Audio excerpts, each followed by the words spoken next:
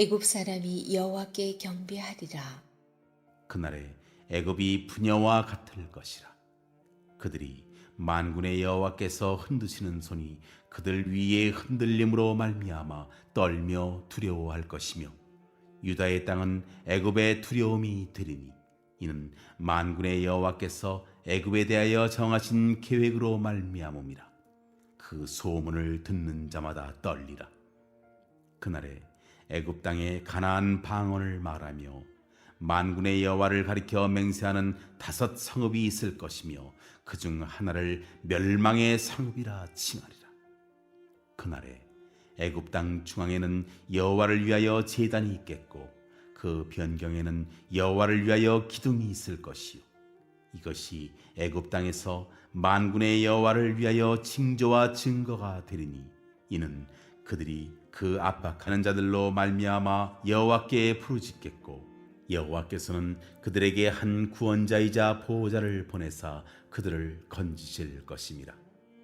여호와께서 자기를 애굽에 알게 하시리니 그날에 애굽이 여호와를 알고 제물과 예물을 그에게 드리고 경배할 것이요, 여호와께 서원하고 그대로 행하리라. 여호와께서 애굽을 치실지라도 치시고는 고치실 것이므로 그들이 여호와께로 돌아올 것이라. 여호와께서 그들의 간구함을 들으시고 그들을 고쳐주시리라. 그날에 애굽에서 아수르로 통하는 대로가 있어 아수르 사람은 애굽으로 가겠고, 애굽 사람은 아수르로 갈 것이며, 애굽 사람이 아수르 사람과 함께 경배하리라. 그날에 이스라엘이 애굽 및 아수르와 더불어 셋이 세계 중에 복이 되리니 이는 만군의 여호와께서 복주시며 이르시되, 내 백성 애굽이여, 내 손으로 지은 아수르여, 나의 기업 이스라엘이여, 복이 있을지어다 하실 것임이라.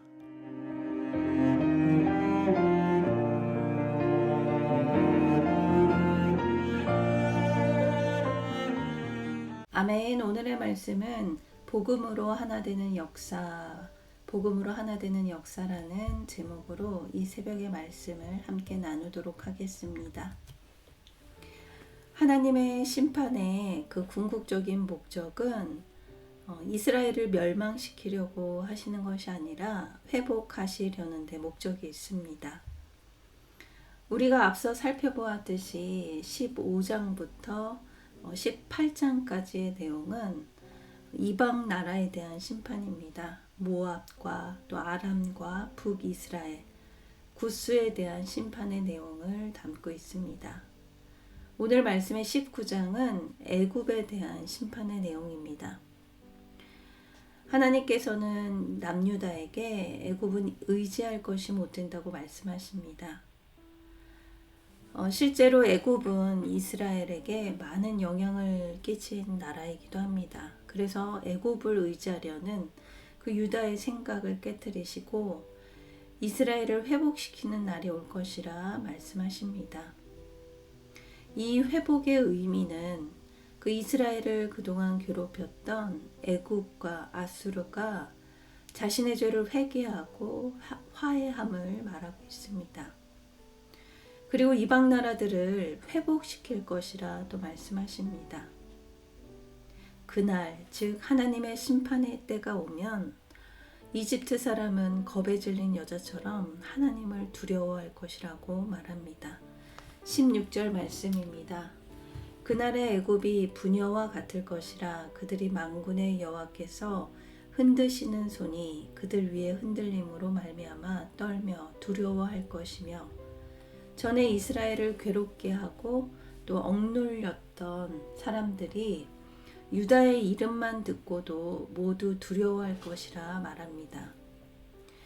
왜냐하면 하나님께서 이 이집트를 치려는 계획을 갖고 있기 때문입니다.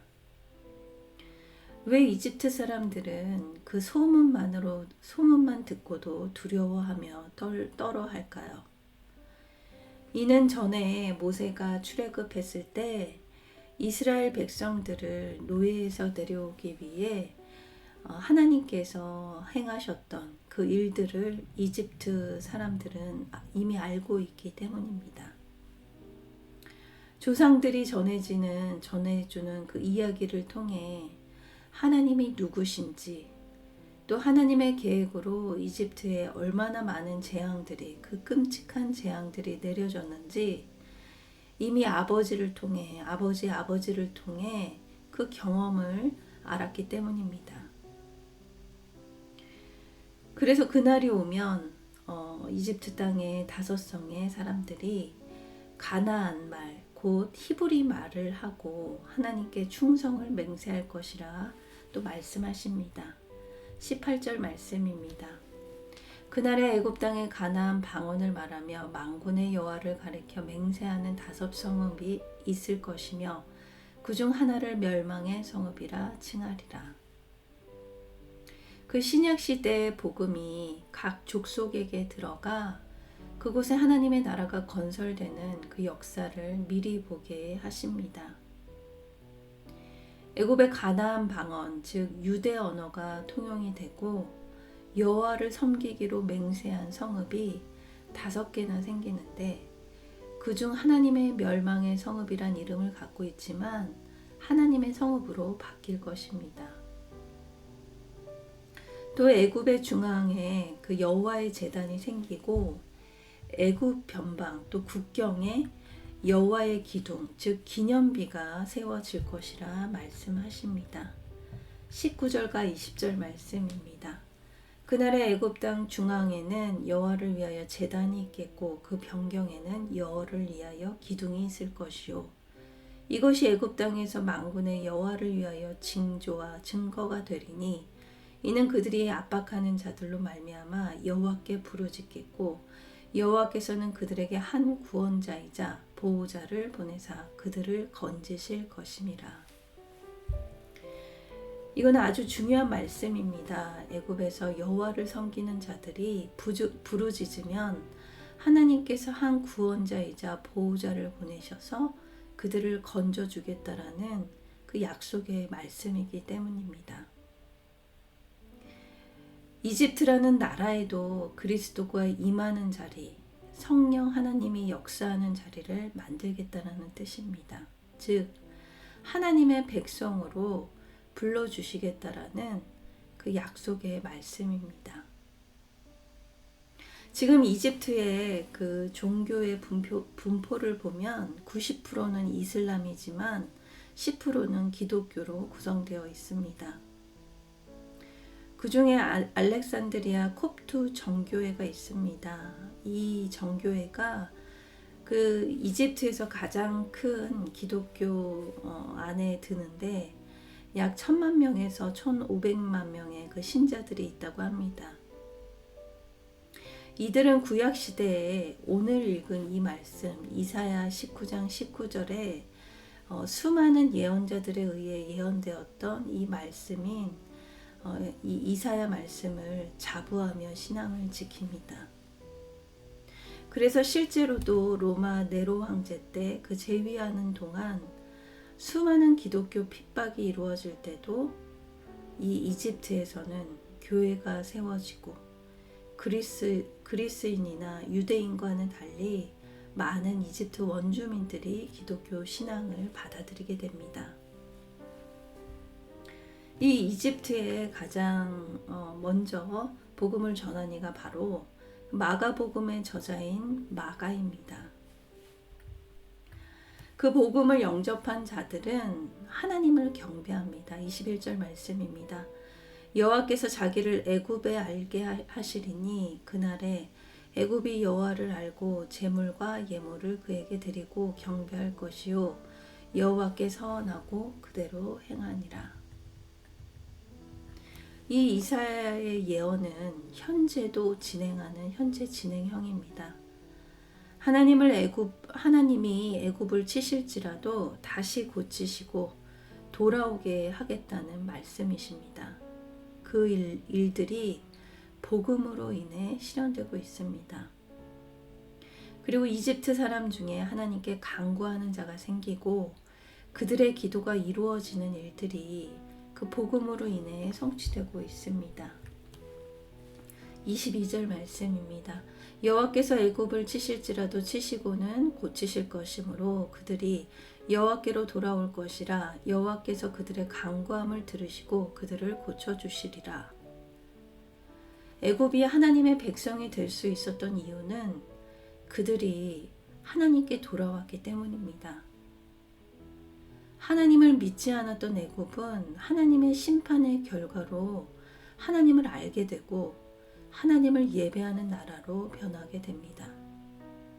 그렇기 때문에 하나님을 향한 예배자로 변화될 때 하나님께서는 그 애굽에 대한 신용을, 그 관계를, 그 약속의 회복을 시키시고 하나님의 백성으로 삼아 주십니다.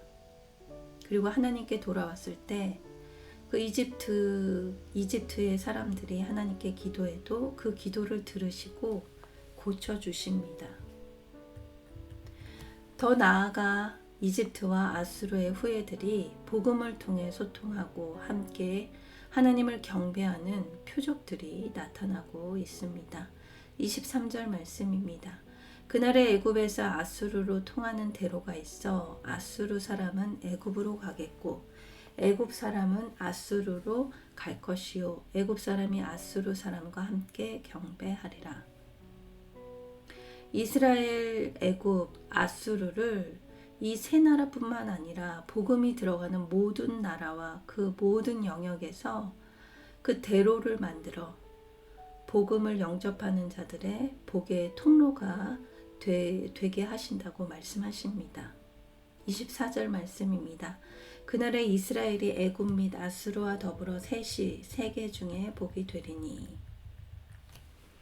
하나님은 애굽, 아수르, 이스라엘을 각각 내 백성, 애굽, 내 손으로 지은 아수르, 나의 기업 이스라엘이라 부르십니다.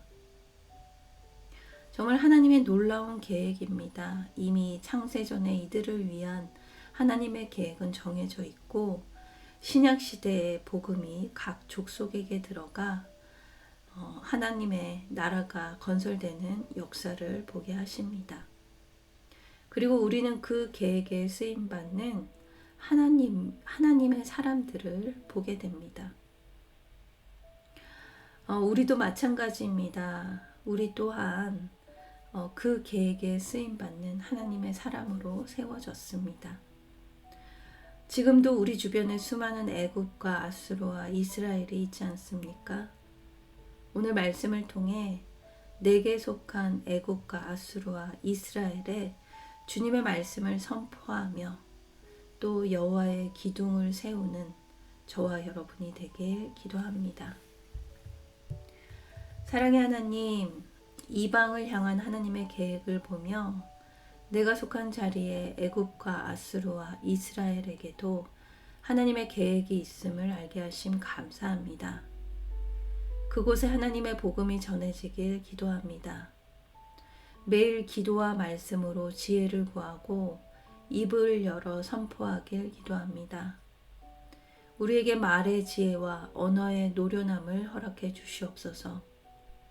그리하여 내가 속한 모든 영역에서 그 복음을 전하는 복의 통로가 되길 원합니다. 그렇게 살길 원합니다. 나를 통해 복을 흘려보내시겠다는 복의 근원으로 불러주신 주님을 찬양합니다. 이미 나를 에워싸고 있는 불말과 불병거를 영적인 눈으로 바라보며 분별하며 두려워하지 않고 오늘도 선포하는 하루를 허락하여 주시옵소서. 감사드리며 예수님의 이름으로 기도드립니다. 아멘.